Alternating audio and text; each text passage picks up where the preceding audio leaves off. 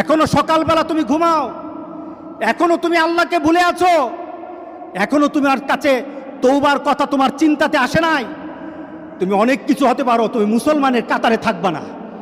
তুমি অনেক কিছু হতে পারো, তুমি ইসলামের কাতারে থাকবা না। যারা নামাজ পড়ো না, তুমি টের পাও না, মসজিদের দরজা তোমার জন্য বন্ধ হয়ে যাবে। তুমি মনে রেখে দিও, মসজিদের সাথে তোমার সম্পর্ক তোমার হয় নাই, তুমি জান্নাতের দরজাও তুমি খুলতে পারবা না। নামাজের ব্যাপারে আমাদের কোনো সহজতা নাই, কোনো কম্প্রোমাইজ নাই, কারোর সাথে আমার সম্পর্ক নাই। নামাজ আছে তো সম্পর্ক আছে, নামাজ নাই আল্লাহর সাথে তার সম্পর্ক নাই, আমার সাথে তার কোনো সম্পর্ক নাই। আপনি ঘোষণা দেন, পরিবেশ সুন্দর হয়ে যাবে, তওবা কবুল হবে, আল্লাহ আমাদেরকে রক্ষা করবেন, আল্লাহ আমাদেরকে রক্ষা করবেন ইনশাআল্লাহ। আল্লাহর কাছে তওবা করে করে কাঁদি, মাবুদ আমাদেরকে তুমি এই গজব থেকে বাঁচাও, আমাদের গজব থেকে বাঁচাও। আল্লাহ যেন সবাইকে হেফাজত করে, আল্লাহ যেন সবাইকে হেফাজত করে। নামাজ যারা পড়ে না, ঘাড় ধরে ধরে তাদেরকে আনেন। কেন নামাজ পড়বা না?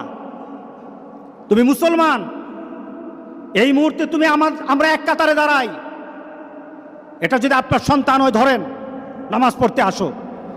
মুহাম্মদ সাল্লাল্লাহু আলাইহি সাল্লামের কথা কঠিন ছিল নামাজের ব্যাপারে। রাসূল সাল্লাল্লাহু আলাইহি সাল্লাম বলেছেন, তোমার সন্তান 7 নামাজ শিখাও, তোমার সন্তান 10 নামাজ না পড়লে তারে পিটাও।